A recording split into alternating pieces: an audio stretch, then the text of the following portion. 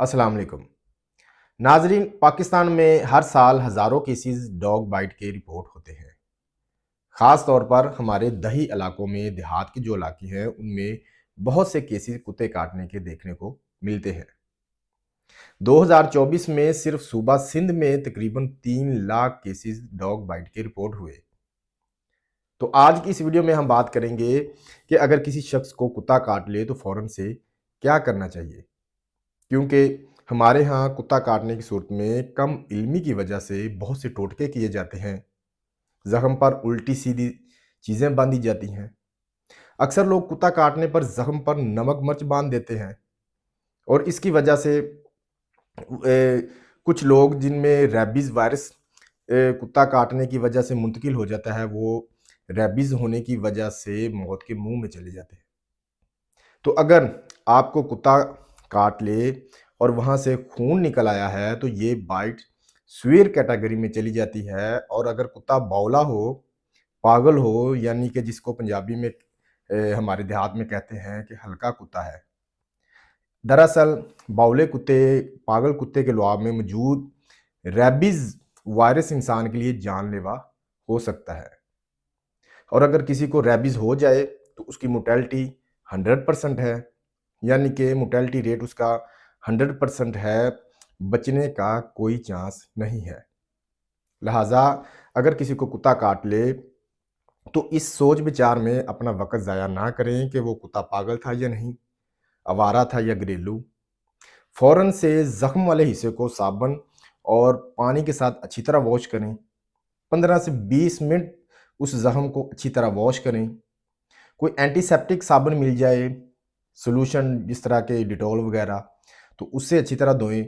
अगर इस तरह का कोई भी एंटीसेप्टिक आपके पास साबुन या सॉल्यूशन नहीं मौजूद, तो जो घर में आपके पास साबुन मौजूद है उससे ज़ख्म को अच्छी तरह वॉश करें। इसके बाद किसी भी करीबी सरकारी अस्पताल पहुँचें।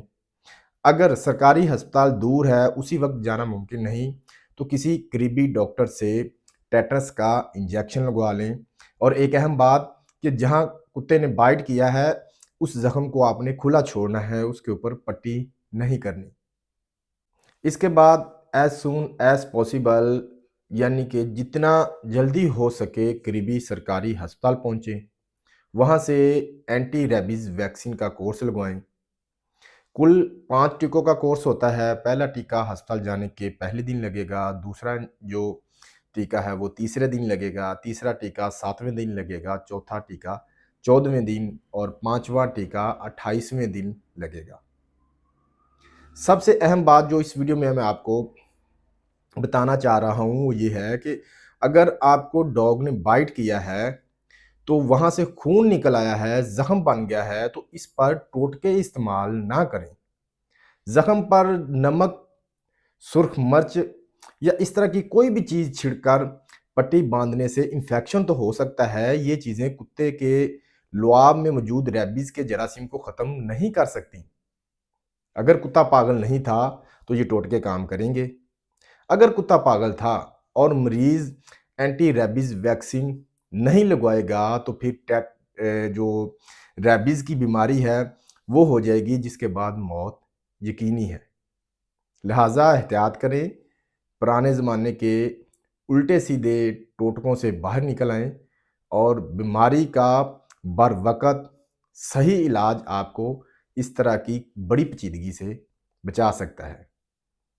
मैं उम्मीद करता हूँ ये वीडियो आपके लिए इन्फॉर्मेटिव होगी।